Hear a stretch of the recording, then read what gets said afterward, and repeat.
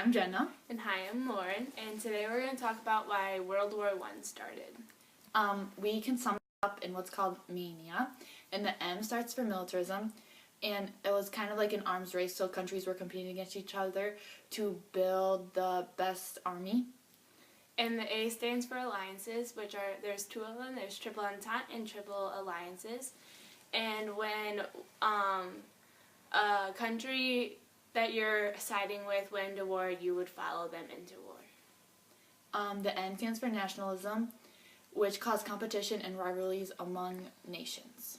And the I stands for imperialism, and that's when we would go into African colonies and try to take over, which caused mistrust between each country. And the final one, A, stands for the assassination of Franz Ferdinand, and we have a special clip of his shooting.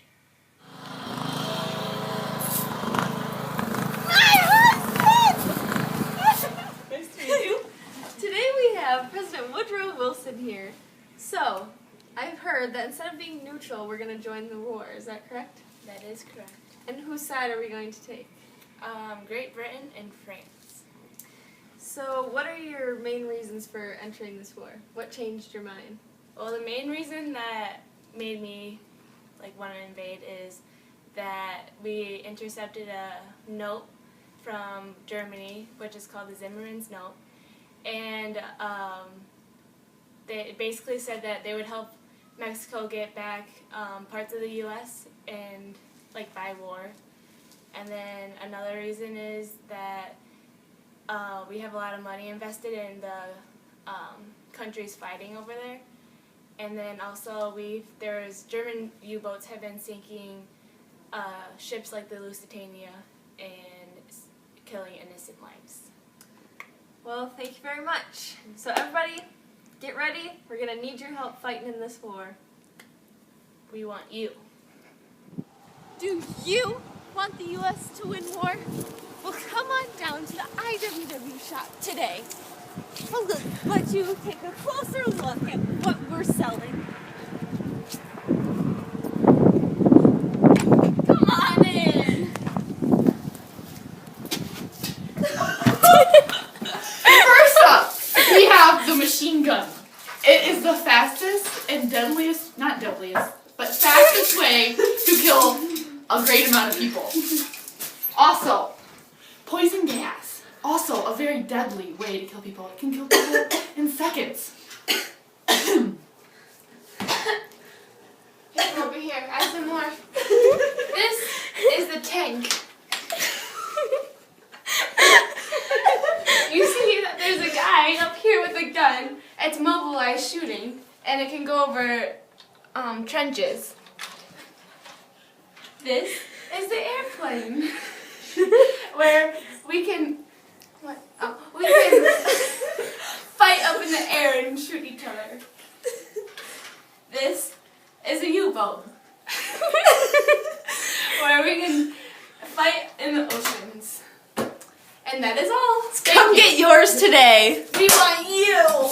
Boom, boom, boom! Here's a special feature in Europe, what the soldiers had to face in the Trenches, where there's always rats and lice. Look at that big rat. The effects of rats.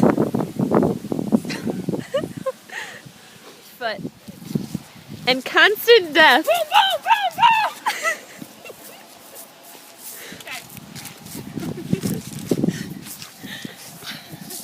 This just in. U.S. has started to mobilize for war, which means that they gave Wilson all the power, and so he is controlling all the economy, so he can change prices or do whatever he wants.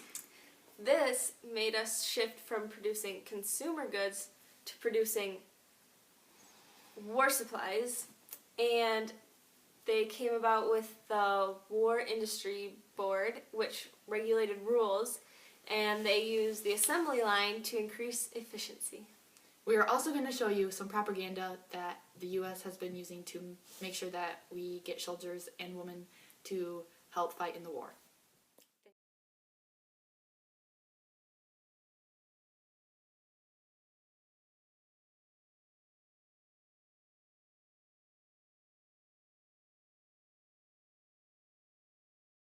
a special feature on the Paris Peace Conference.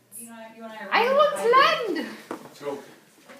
No, I want the land. Jonah, can you Germany has to pay. Germany has to pay. World peace. World peace for everyone. No. Come on. Germany has to pay. Okay. I have something. We're gonna do the 14 points, which I have right here. Okay, let's go. They are: we need to not have secrets between any countries. We need to make sure that there are freedom of the seas, so everyone can go anywhere they want and not have to be controlled where they go. We need to have free trade. We also need to have reduced military. Not one military can be larger than the other, because then that will cause problems in war. We also need to have colonial policy, so like Austria-Hungary will get this colony, and the U.S. will get the other colony. And we also need to have boundary controls, so Austria-Hungary will be right here. We're gonna lessen Germany's country and lessen Russia's country. I think that's a mighty fine plan. Stupid. But come on, they're good. Okay, fine. If we can't do that, can we at least do a League of Nations where like countries come together and just talk about things, so we don't have to start wars? I guess so. Good. And our last topic of the day is the Treaty of Versailles. So, Jenna, how did the treaty affect Germany? Okay, Germany has to now pay $33 billion back to all the countries because of war damages. Okay, and it also affected Germany because it broke up their military. They couldn't have a large military anymore. It also broke apart the Central Powers, so Austria-Hungary, Germany, and Russia were all smaller. They all got broken up. The countries weren't as big as they once were. And how did the treaty lead to World War II? Since we did all this stuff to Germany, they got very mad and decided to rebel, and it ultimately started World War II. Thank you very much. You know why we're fighting in this war? Why are the working class who fight all the battles, the working class who make the supreme sacrifices, the working class who freely shed their blood and furnish the corpses, have never yet had a voice in declaring the war or making peace? Why? Are you listening? You, the people, have never had a voice in declaring war. In the Middle Ages, when the feudal lords who inhabited the castles in the Rhine, they concluded to enlarge their domains, to increase their power. The feudal lords decided that, not the peasants. They had to fight that war, just like the soldiers today have to fight our war, not the rich people. Even 1,000 years ago, we, the people, haven't had an impact on the decision of going to war. This means that the common people are always the ones sacrificing their lives, not the upper class. Frankly admit that we are disloyalists and traitors to the real traitors of the nation. To the gang on the Pacific coast are trying to hang Tom Mooney and Warren Billings in spite of their well-known innocence and their protests of practically the whole civilized world. Don't you get it? The U.S. government are the real traitors of the nation. They mislead your ears into believing that their reasons for going to war are correct, and I'm not afraid to say it. This war is a war that we should not be in. If this war is right, let it be known by the people. Promoted by Eugene Debs Institution. Here's a special I'm Egwene Debs.